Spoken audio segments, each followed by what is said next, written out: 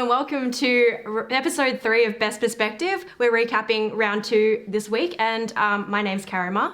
And I'm Matt Hill, and what a round we had. 3 games that all went to the deciding set, or no straight set victories for anyone this week. Absolutely. It was a really exciting week. I think there were a few maybe upsets in the bracket, but we'll talk about that now. So the results, that first game between Sydney and Brisbane. Yeah, so Sydney and Brisbane. Sydney won. They beat Brisbane. And Carrie, you predicted that Brisbane would be in the final. Currently, they're sitting at the bottom of the ladder. What are your thoughts on that? Yeah, I think Brisbane I'm still backing them. I think they just had a really tough beginning. 2 losses to start with. Yeah, I think bottom of the ladder, I'm backing the huge comeback for the Brisbane Breakers. I think in this game, Sydney and their team just look like they're able to put the points on the board. They're just able to score. I think Brisbane had some really nice passages of play, but Sydney just converting everything, especially on their D points. I've got Tom Regacki in there, just picking it up and jacking it, and they're just getting easy money off that. So I think Brisbane, they still got a bit of time, connections to build, but I'm still backing them in this race. Where's the growth going to come from Brisbane? Yeah, I think a big standout for Brisbane this week was Rachel Parsons, Snips. She had a really great game. I think everyone, she's a really good player, and I think she's really coming into her own. She was getting blocks all over the field and just being a really impactful piece of this Brisbane team. Hopefully her, and along with some other key players, can sort of get that going a bit more. I think we saw McNaughton involve himself a little bit more this week. I think he was a bit quiet in that Perth game. Matsuka starting to come into his own as well. He hasn't played with these players for a while, so might be just finding his feet on the team, but they're going to have to improve a bit to definitely. And I think they do know that. On the other side of that, like I said, Tom Regacki on the D-line really just able to convert. Holly Reeve also this week playing a really big piece. I think she's been really, really solid with the offensive generating on the team. Yeah, featured in the top 5 highlights with a block this week as well. Yeah, great block, and I think also just not having a very, very low turnover rate, able to distribute the disc really well, and I think that's really key for Sydney at the moment as well. Yeah, great. All right, let's move on to the next game. So Canberra defeated Adelaide. Yep. So Canberra got to win the board. Adelaide still without a win. Yeah. But they got a set this week. Yeah, I think Canberra, to be honest, looked a bit lucky to come up on top of this one, especially in that first set. It was they came out ahead really strong. Adelaide started coming back, and I think, to me, Adelaide are due for a win really soon. They've got some really nice pieces in their offense, and I think that's going to start coming together. Canberra, to me, this week, Kath O'Neill played a really, really solid game. She's got this incredible fat side backhand. I see it in my dreams, and I think that sort of vision and throwing power, along with you got a pretty veteran team in that Canberra lineup. We've got Tim Levis getting layup Ds still. Yeah, and they just sort of came out on top. At Adelaide, they've got great pieces in Sean Davis playing really well at the moment. Yeah, catching lots of goals. I'm really liking what we're seeing from the New Zealand guys. Sally Yu catching a lot of goals as well. Mick Dunmore getting that crazy hand block in top 5. Also made the top 5 for the week. Yeah, absolutely. So I think again, I'm sort of backing Adelaide. I'm a bit of a sucker for the underdog. But I really think that they are due for a win soon with all those pieces coming together. Yeah, I want to highlight Sean Davis didn't make the plays of the week, but had a great layout for a hammer grab for a goal from O'Neill. So, absolutely. Missed the highlights or the top plays, but shout out there. Okay, moving on to the next game, we had Melbourne playing Perth. Yep. And Melbourne got the win. Yep. But 1 set each going into the third, so it was really neck and neck, really close final third set. Yeah, I think Perth were playing a little bit not as well as they did against Brisbane in that first game that we saw. There was phenomenal. Phenomenal first game. They had a few more errors, but I think we still had big contributors in Peter Ely getting a lot of blocks. He had a lot of blocks last week. He was leading last week, and this week he was taking big grabs on players like Lockie Wise and Rob Andrews, which is, I think, a pretty phenomenal feat. 2 crocs. Yeah, and so that was really good for Perth. Eunice Chung having a big impact offensively this week, everywhere, all over the field, but it wasn't enough, I think. Kat Phillips, big contributor this week. We all know that she's a really top player in this league, but I think... Yeah, in the clutch moments too. She seemed to step up and throw the goals when they need to be thrown. Yeah, especially in that last set, the weather turned for the worst, and it looked pretty grim out there, each team struggling to even complete one pass. So I think having a really solid player like Kat, who's a big athlete and able to distribute the disc, as well as Seb Barr as well, really helpful for Melbourne in that win. Yeah, a few good connections to Stoddard, I remember. Yeah. Yeah. Yeah, great. Okay, so we've gone through 3 games. Let's look at the ladder. Yep. And we've got Sydney and Melbourne on top. So the finalists from last year, they're both undefeated. Yeah, no surprises there at the moment. Are we going to see them steamroll through the competition again? Like I said, I'm a sucker for the underdog, so I think we're going to see a couple interesting games. And also with this set format, I think you're seeing momentum shifts in a different way to a regular Ultimate game. You're seeing clear, defined performances in each set, and I think that's a really... it favours the underdog in that situation. Yeah. So I think, like we said, Brisbane and Adelaide, who I'm sort of backing to get a few more games, are at the bottom of the ladder right now, but Sydney and Melbourne, best teams in the league last year, so it's no surprise. Yeah, no surprise. Brisbane and Adelaide, for them to make the finals, they've got to do a lot from here. They've got to get a lot of wins on the board. Yeah, absolutely. Yeah, okay, let's look at the stats. Yep. So we had a couple of just key people at the top of all the stats, but there have been a few changes after round 2. So we'll just look at this. We're going to look at the goals first, and big surprise at the top of the goals. Yeah. I think we've got big contributions from Adelaide players, Sean Davis and Sally Yu. I think we mentioned them earlier, but they were really just very, very solid, especially on those deep cuts. Sean Davis doing a really good job he's caught the pool a lot of the time and then just shot off into the end zone. Been really solid for them. Sally being a defensive player, still racking up the goals on that's leaderboard, so that's really impressiip, I think. And some familiar names at the top of the goals leaderboard. Rosie Dawson always in that top list. Michaela Dignam, who was there last week as well. So yeah, big goal catchers. 5 women in the top 6. In the top 6, yeah. Sean awesome. Just sitting there at the top, and then 5 women leading up from there. All right, moving on to the assists. Now there's been someone that's just jumped right to the top. Yeah, and again we sort of mentioned him, but Tom Regacki, again, playing D-line, but just everyone knows he's a phenomenal thrower, and he was just having a really good game, and I think he's going to be very consistent in being in that assist leaderboard for the rest of the league. And Alex Gann, I believe, second as well, so he was really putting the goals Absolutely. on for Perth Power. And then in the blocks. Yeah, so leading blocks, we also mentioned him as well. Peter Ely doing really, really well. Like, he's not the tallest guy, but he's really getting in amongst those contests and just being a really big piece of that Perth Power puzzle at the moment. And you mentioned Snips earlier as well, but she's second for blocks in the league. So she's big goal catcher, big assists, big receiver, but also gets the blocks. So all-round player, having a really good season so far. Absolutely.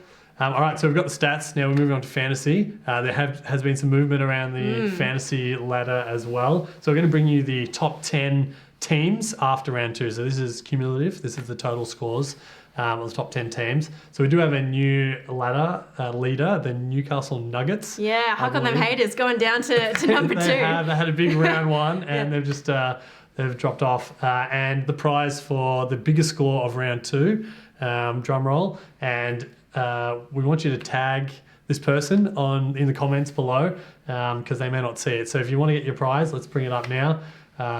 Steve Whelans finished in the top 5 actually of fantasy last year, so he's backing that up this year. So Steve, you are the number 1 fantasy scorer for round 2. So send us an email, contact@australianultimateleague.com, and we'll hook you up with a prize. So that's fantasy. It's alive and well. Next year, if you missed out this year, you'll need to get your team in. Absolutely. And there is 4 more games, so you never really know what's going to happen. A lot of players doing different things. 3 more games. 3 more rounds. Sorry, 3 more rounds. Yeah. So it's really exciting. You can still win fantasy. They're still moving up the ladder. So as we saw last week. Okay, moving on now. We're going into competition time. So this week we're going to get you to share the top 5 plays again. So top 5 plays, they're on Facebook. It's on YouTube as well. We want you to share it and tag AUL Best Perspective. So hashtag AUL Best Perspective. And it looks like we're frozen there a little bit. That's all right. And share that, and we'll announce a winner next week for that one. And so the prize is coming your way for that as well. This is the first time we've done this on Best Perspective. We've got a special guest in at the AUL Studios. Very exciting. Best Perspective AUL Studios. So our first guest ever. Welcome to Tom Della. Round of applause from our studio audience. Here he is, Tom Della. Welcome. How we doing, Australia? Yeah, It's good to be here. Everyone's here watching. What do you think of the setup, the studio? Yeah, it's very nice. I haven't been in front of the screen before, so it's a bit of fun. Yeah. And yeah, it's good to be involved. Great. Absolutely. Yeah, so Tom, you were on the Melbourne Flames last year. You won the inaugural AUL Championships, Yep, defending champ, correct. but now you've ditched and you've moved over to Adelaide. How did that come about? Yeah, well, it could be a bit of a ditch. It could be a bit of a betrayal. Anna Rogacki and Chuck Fun Lee had a bit of a tiff, from what I understand it. Right, And so okay. she was off to Adelaide, and when I found out that was the case, I really liked working with Anna last year. I think she's a really phenomenal coach. And also was also pursuing the opportunity to hopefully get to play with my little sister as well. So I sort of shot Anna, got in contact with her, sort of said, if you're keen to have me come over to the Dragons with you, I'd love to. Even you could bring Lucy as well. Unfortunately, as we know, Lucy got injured and wasn't actually able to play. Things are a bit cursed in that regard. We've always been away or injured at alternating tournaments, haven't actually had the chance to play with her yet. But yeah, so made the move to the Dragons, and it's been a good time. Got to play with some of my favourite players, and one of the best coaches I think going around. Yeah. So who were your favourite people to play with on this Adelaide team? First one that comes to mind is definitely Lachlan McDonald. He was sort of my first ever real coach. Always been a huge role model to me, both as a player and just the way he conducts himself. So big shout out to Snowy. If you're watching this, keep up the good work, mate. And I've also really enjoyed playing with Sean Davis. I think he's been a bit of a surprise packet in the amount of goals he's scored this year. Sure. Kiwi boys are fun to play with as well. Di Warman was great, like getting to play with a player, of her sort of experience and stature. I remember reading a sort of interview thing she'd done a while ago, and she started playing Ultimate the year before I was born, which is just, ridiculous. Yeah. To still be, playing as well as she is after that long a time. So it's been pretty incredible. And like Sally Yu's always good fun to play with as well. Was someone, if she wants to score a goal, you can pretty send it out in front of her and she'll pretty much run down anything you can put out there. Yeah, so what happened this week? You had a tough game first up against Sydney in round one. This week you had Canberra. You got a set on them, but couldn't get the match won. Yeah, definitely. I mean, Sydney are always going to be a tough team to beat. Like, they're looking like the team to beat this season. And yeah, they came out and really stomped us in the first week. But the game against Canberra, it was a bit tight. Like, we sort of, I think the first two sets, we sort of, our O-line lost a couple points, and we managed to get back into them, lost them pretty close in the end. But yeah, Canberra just sort of proved too good for us. They were just a bit more slick with their conversion rates.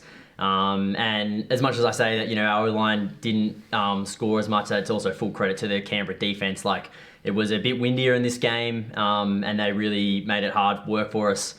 And yeah, they, especially on the men's side of things, at least most of my matchups, they were, quite a bit older, and they have got quite a wily sort of veteran team, but that experience definitely shows, and they were, very solid all around.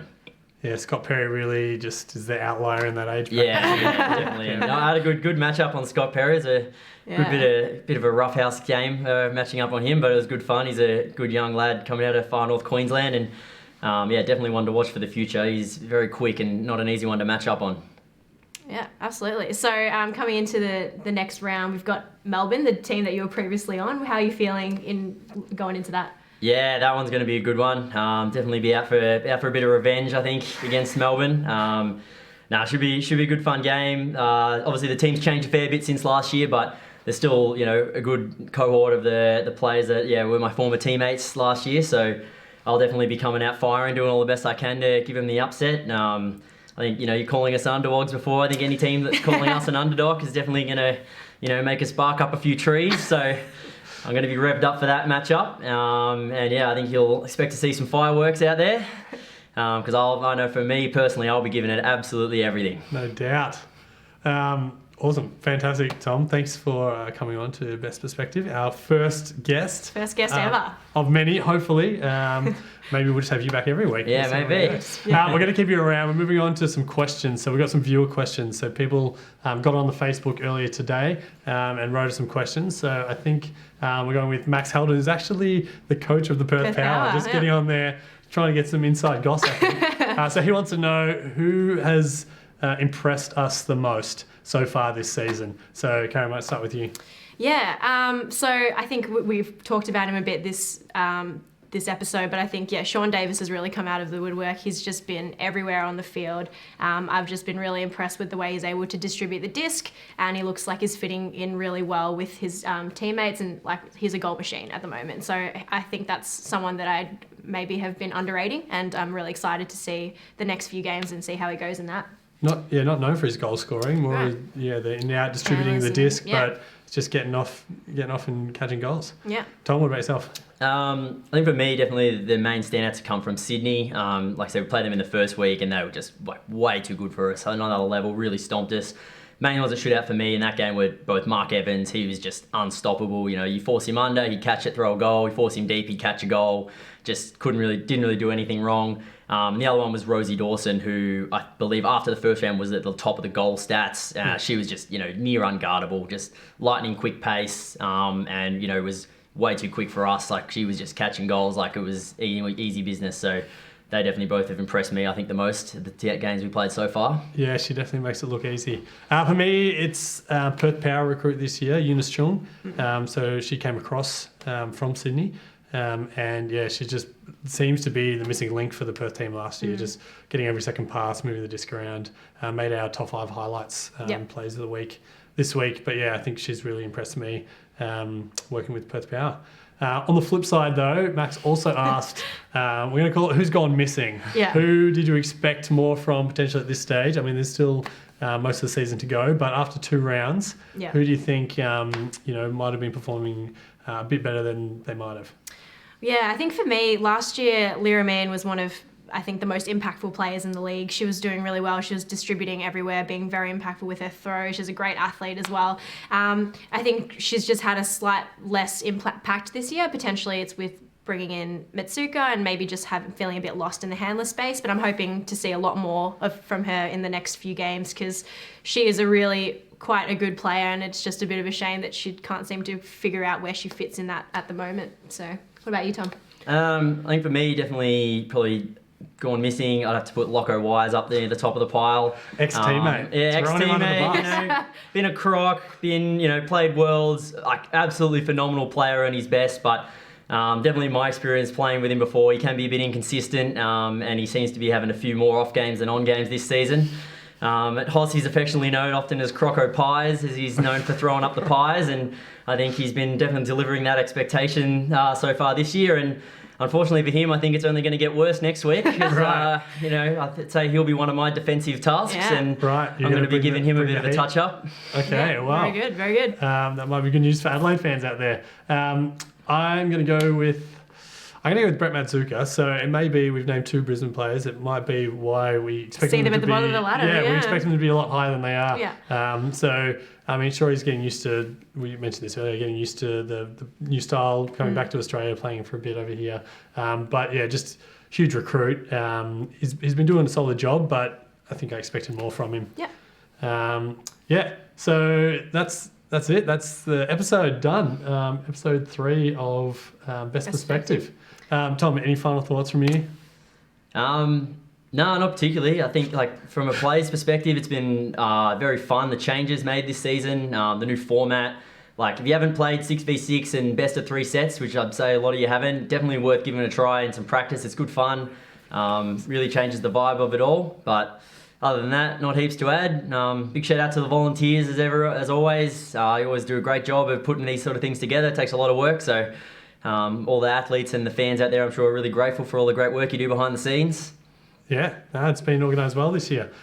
Before we go, we've got to get the tips for this round. So coming up for round 3, I might have not reminded the game. So we've got Adelaide, Melbourne first of all. Sounds like you're going to tip Adelaide. Yeah, I'm tipping Adelaide. You got to back yourself in. If you're not backing yourself in, who will? Straight sets? Yeah, why are you even rocking up if you don't think you're going to win? All right. So Adelaide beating certainly due.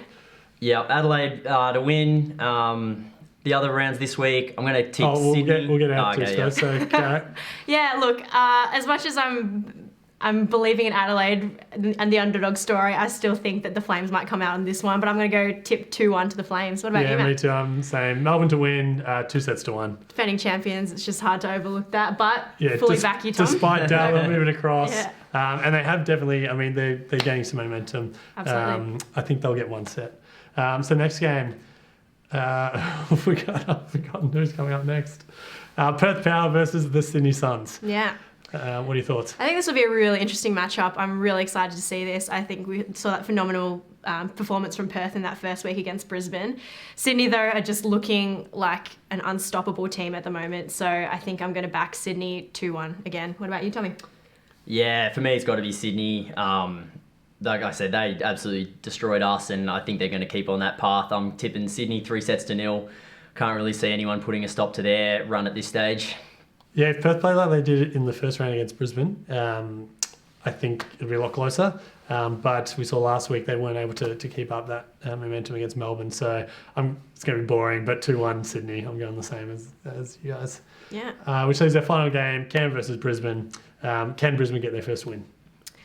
Yeah, I'm fully backing Brisbane on this one. I think underdog story, but I'm actually going to go 3-0 clean sweep against Canberra. Wow. I think this is the one where they from zero wins. From zero to wins, I'm backing them in sets. three sets. Yeah, that's it. Yeah, I think I'm going to have to go with Brisbane as well. They've been, I think, a surprising underperformer. And I feel they're going to get their stuff together and get it sorted for this week, is my tip. Probably only 2-1. I think the Canberra Freeze will still give them a bit of a run for their money. Yeah, I'm off them. That's it. I thought they were going to be good, and they've disappointed me the first two rounds. So I think they'll get one set, but Canberra for the win. Completely fair. 2-1. Yeah. All right, so that's the wrap up for us. Yeah. And the review of round 3. Caro, any final? Well, just remember, if you're never not sure, we've got the best perspective.